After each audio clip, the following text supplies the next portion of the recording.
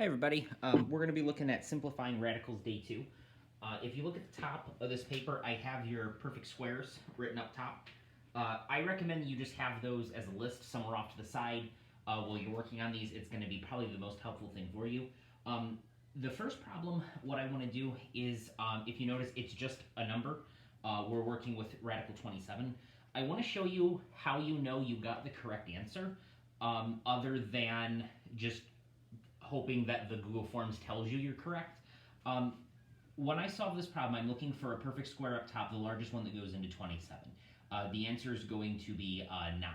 I can break this down to radical 9 times radical 3. Radical 3, if I put it in my calculator, is going to give me an irrational number. It's a decimal that goes on for forever. If I put the square root of 9 in my calculator, it becomes just the whole number 3, because 3 times 3 makes 9. My final answer to this is going to be 3 radical 3. This means the whole number 3 multiplied by the decimal number that we get when we find radical 3. If you're not sure this answer is correct, here's what you can do. If you go into your calculator, you can do this on your iPad or your phone, and let's say we found the answer to radical 27.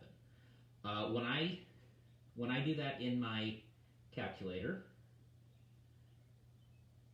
I get the decimal 5.1961, and we'll leave it there. It keeps going, but I'm going to leave it there. If you in your calculator put, and you kind of have to do this in order, find what radical 3 is equal to as a decimal, and then hit times 3, that number on the outside.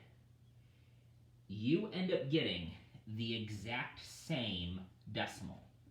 So if you're not sure that you did this correctly, you can always compare the decimals by taking this decimal and multiplying it by this. You should get the exact same decimal you get up here.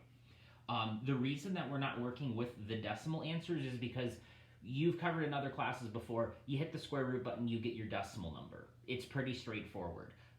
Because we don't want to work with decimals that go on for forever, because when we round we get a little bit of inaccuracies, this is working with precise radical numbers, which is why this is going to be our final answer.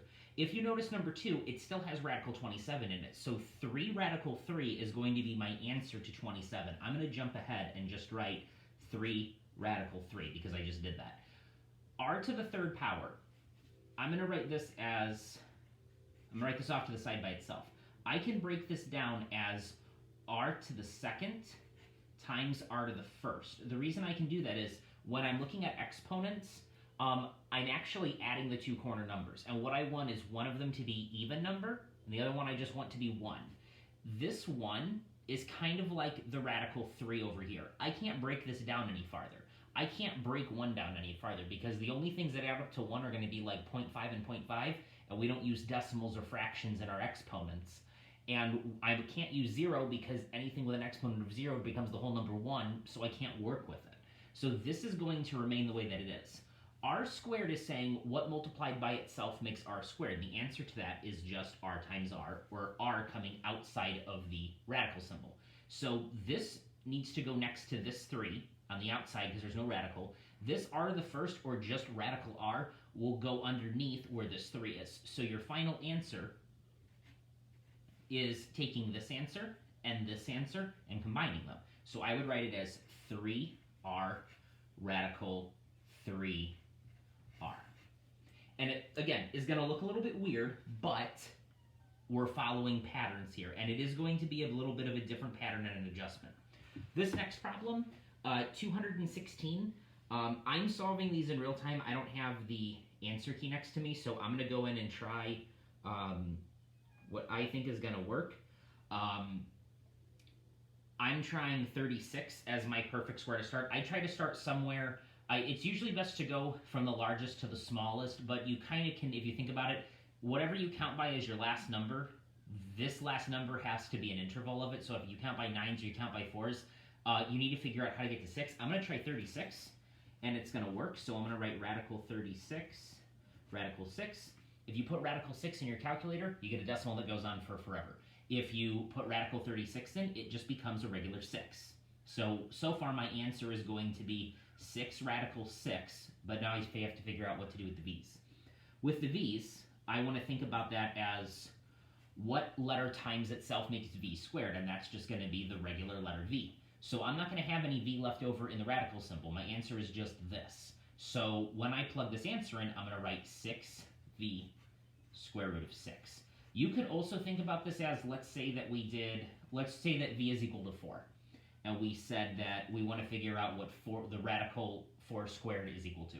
4 times 4 is 16. 16 is a perfect square, which just equals 4. My number that I originally started with is my final answer without anything extra around it, in the same way that radical v squared just equals the variable I was working with without anything extra around it.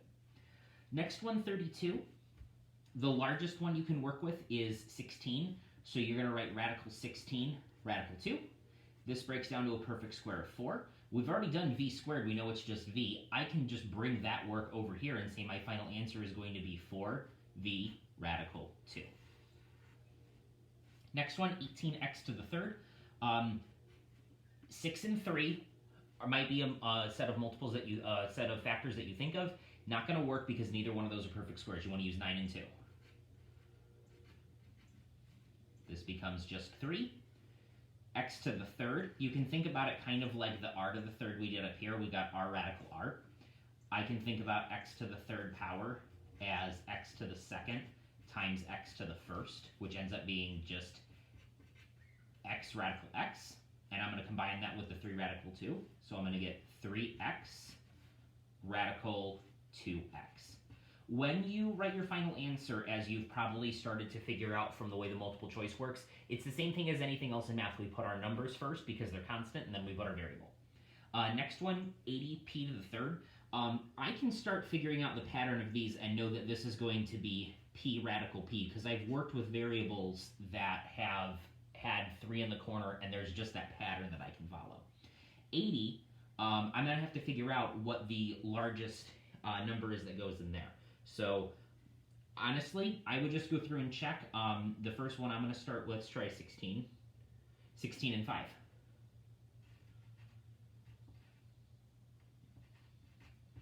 This becomes just a 4. So I'm going to get 4p radical 5p.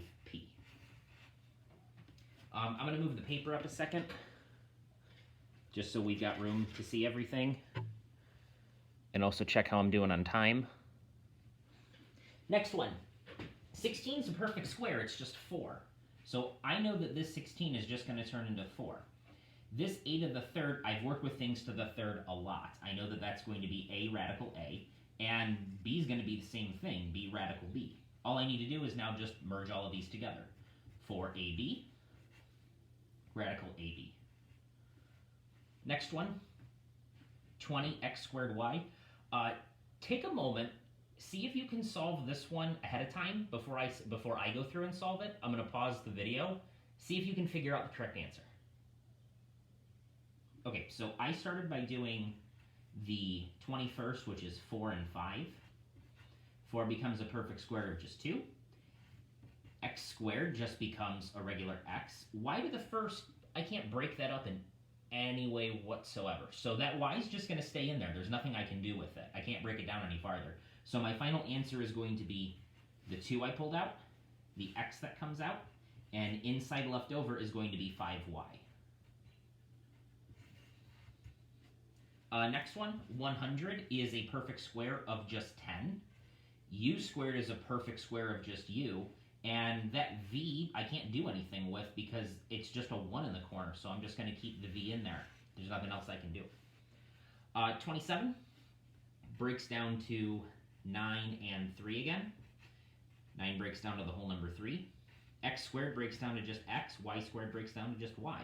So my final answer is going to be 3xy radical 3. Your homework today is identical to what yesterday was, except if you notice in the notes today, there are more variables than it is just a number inside the radical symbol. Today's going to be more like these notes, but if you notice, I'm making the numbers that you're working with a little bit smaller. You don't have 460, you don't have 512. You don't have to worry about working with those larger numbers.